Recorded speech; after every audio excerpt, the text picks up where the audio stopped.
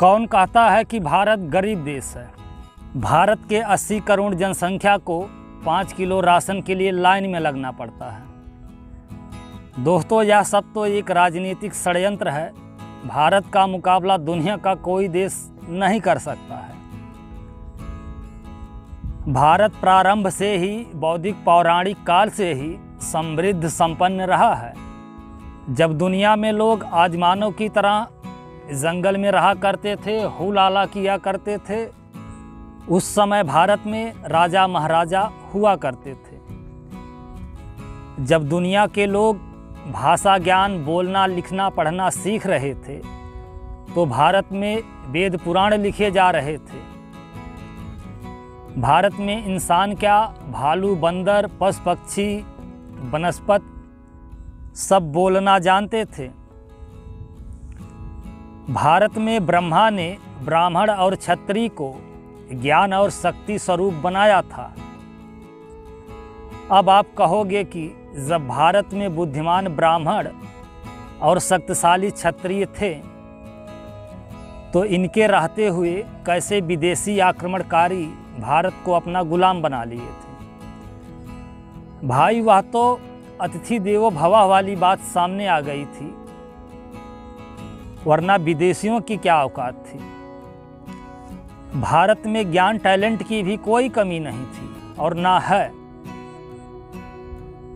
आज दुनिया के लोग ग्रह नक्षत्र मौसम आदि की जानकारी के लिए अंतरिक्ष में यान भेजते हैं। मौसम विज्ञान का सहारा लिया जाता है, लेकिन भारत में ज्योतिषी पंडित पोथी पत्रा देखकर ही ग्रह नक्षत्र, बरसात, सूखा आदि का हाल बता देते हैं और ग्रह नक्षत्र की चाल, दशा, दिशा बदलने की भी क्षमता, शक्ति रखते हैं। अब आप ही बताइए, जिस देश में घी अनाज को आग में जलाया जाता हो, दूध दही पत्थर पर चढ़ाया जाता हो, नदी में बहाया जाता हो, वह देश गरीब कैसे हो सकता है। भारत में धन दौलत की कोई कमी नहीं है। यहाँ कोई गरीब नहीं है, कोई कच्चे मकान या झोपड़पट्टी में नहीं रहता है। भारत में तो जीवित इंसान की क्या बात, यहाँ तो पत्थर के इंसान के लिए भी बड़े बड़े घर, मंदिर बनाए जाते हैं। दुनिया के कुछ देशों में जितनी धन दौलत होगी, उतना तो भारत के कुछ मंदिरों में गहने आभूषण रखे हुए हैं।